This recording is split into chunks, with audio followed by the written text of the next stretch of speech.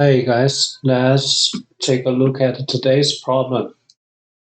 So today's problem, it gives us n, and n is the size of the following array.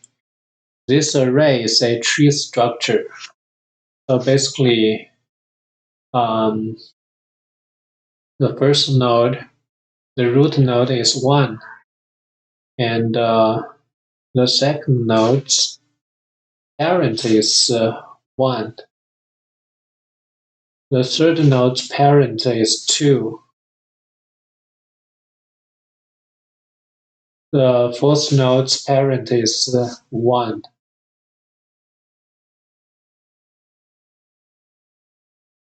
And the fifth node's parent is 4.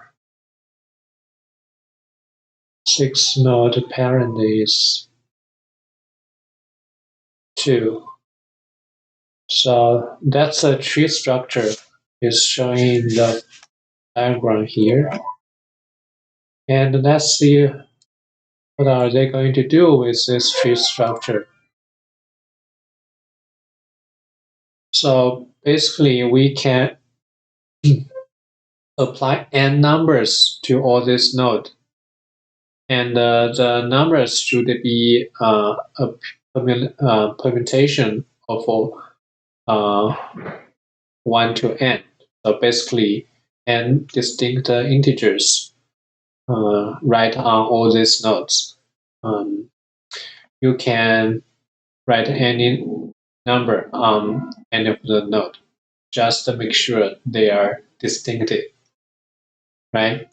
And you can do such operations in order. So for example,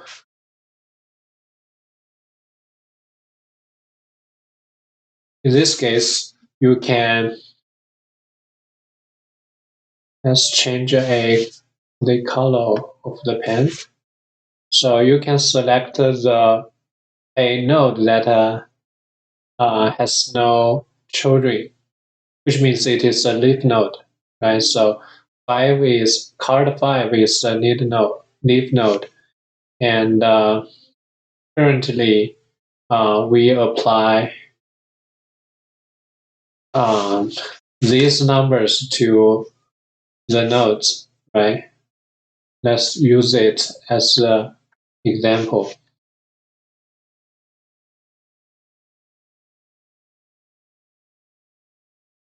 And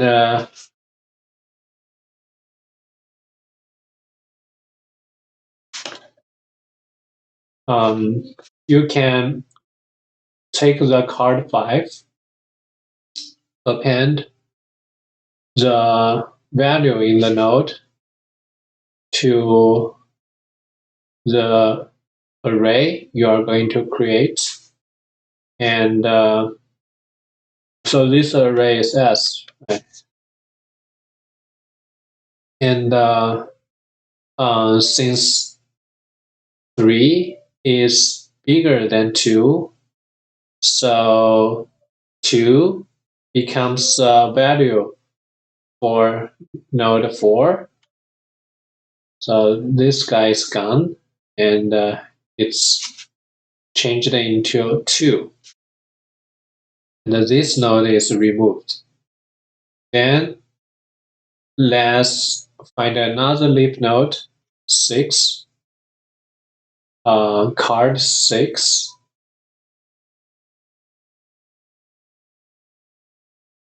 Where is card 6? This is card 6. Right, my mistake here.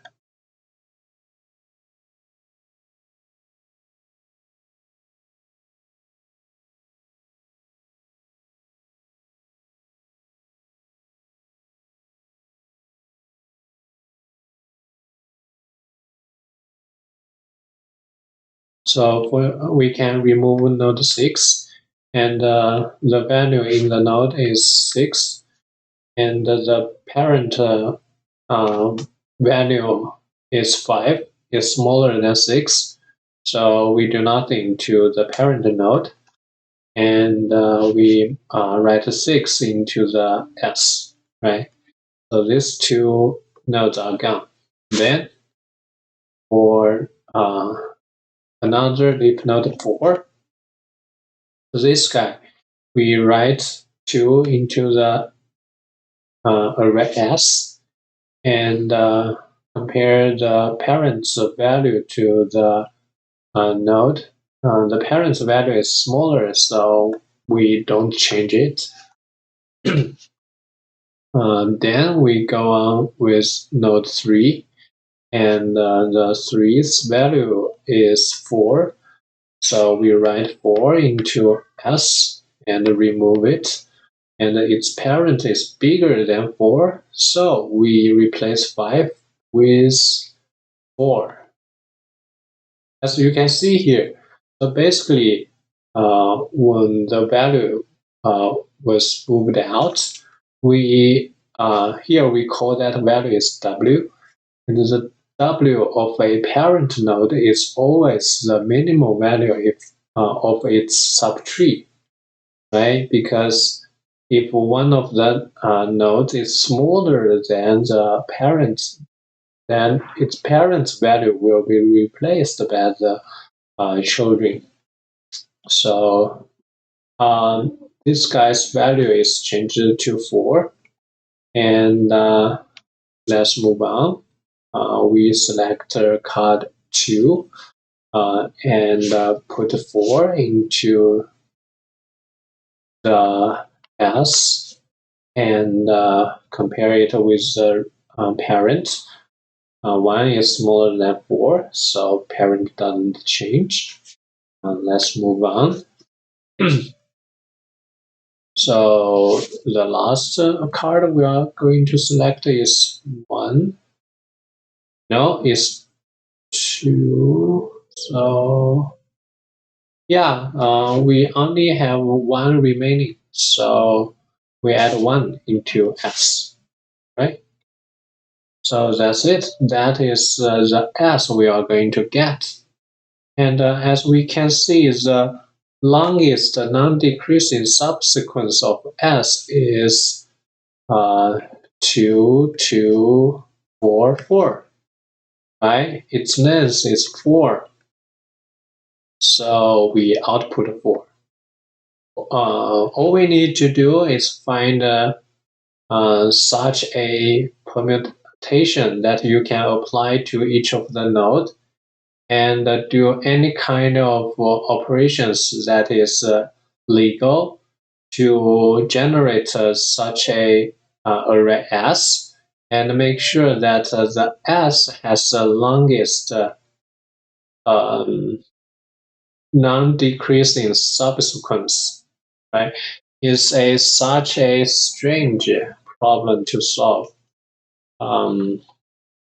But the solution to this problem is actually quite easy. At least it is easy to program. I don't think it is easy uh, to think, right?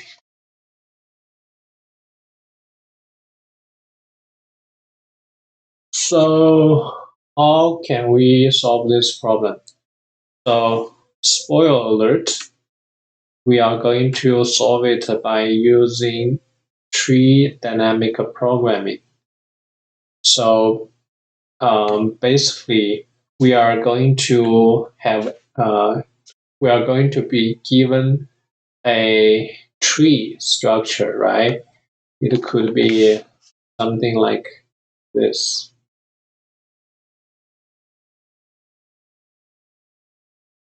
This is any kind of tree, right? It is a random tree I created, right? So basically, the length of the longest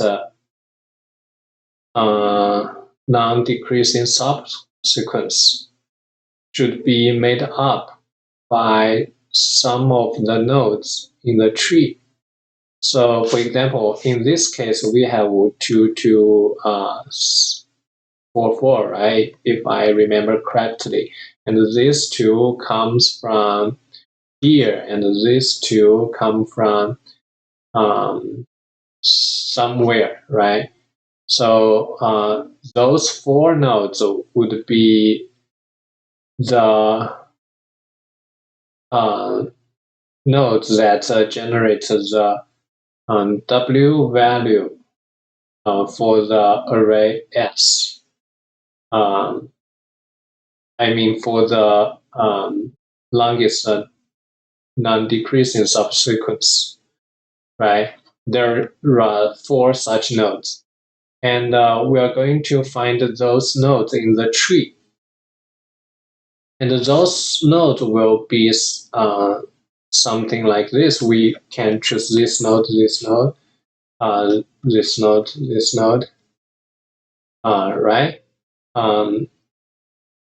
All these all these chosen nodes will form several paths, right? So these 2 nodes can form a path, and these 3 nodes can form a path. We just need to make sure that any 2 paths doesn't have 2 pair of nodes, that one of them is the other's parent. So what does it mean? So basically, if we form a path like this is invalid. It will never be such path. Why? So basically, this node's W value should be the minimum value of its subtree. So it is the minimal value of these 4 numbers, right? So for let's change a color actually.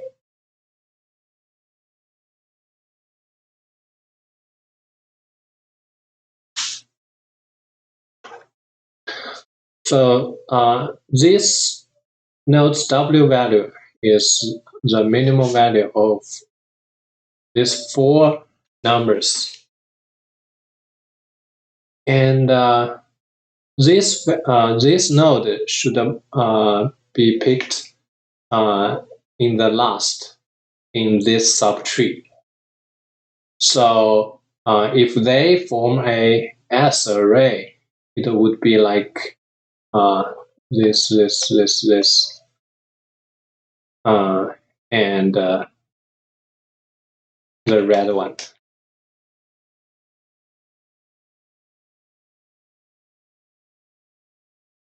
right? And these 4 greens should come first, and the red, the root one, comes last, right? And if this guy and these 2 guys are in the non-decreasing subsequence, then this guy should be equal to these 2 guys, right?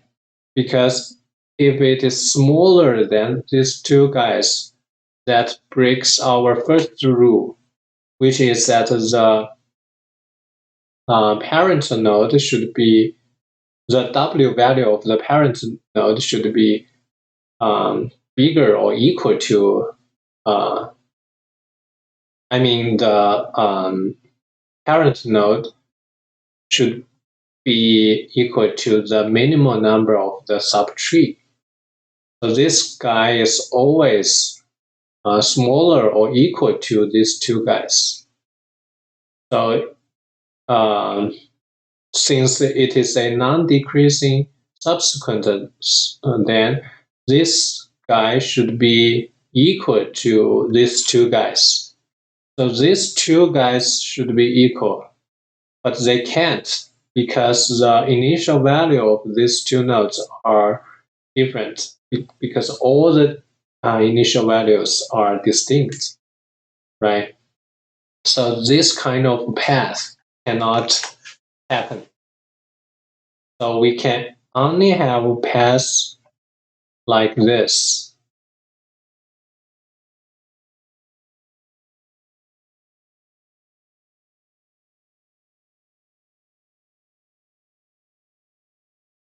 Right? So we can devise a tree dynamic programming formula, um, which is quite simple. So basically, for each of the node, we either pick it or not pick it, right? And let's do uh, the dynamic programming state here. So the first dimension is the number of the node, right?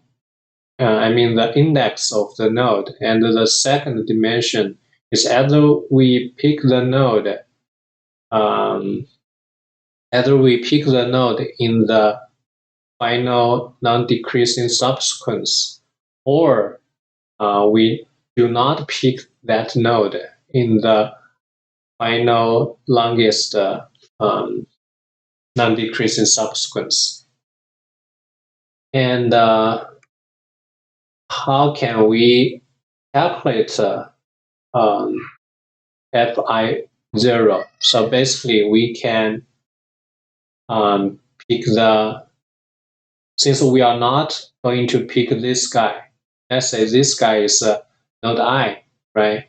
Since we do not want to pick this guy, we can pick any of its children then, right? So we can calculate the sum that add all its maximal value of its children together, right? When we pick a children, we need to pick its maximal value of fj0 and fj1, right? And we can add all these children together. So this equals to that. So another solution is we pick this guy. If we pick this guy, that means we can only pick one of the children, and that children must pick its or not pick its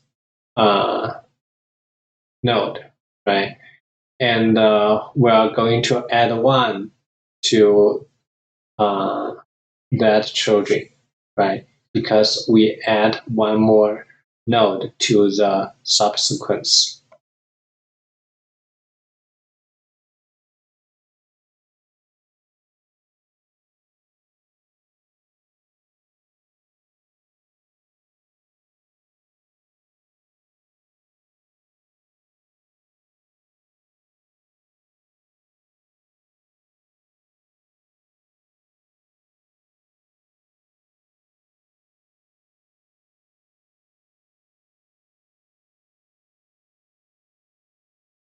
So that's it.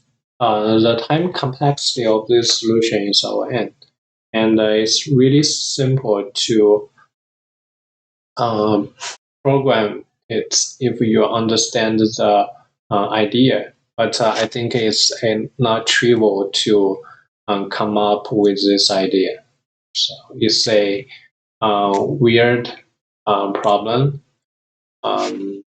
So another takeaway from this problem is that you probably do not want to spend a ton of time to understand that this text is this math representation of this problem is just too hard to understand. what I was doing is I just jump into this example here and look at this real examples, right? So that's it. Hey, thank you for watching.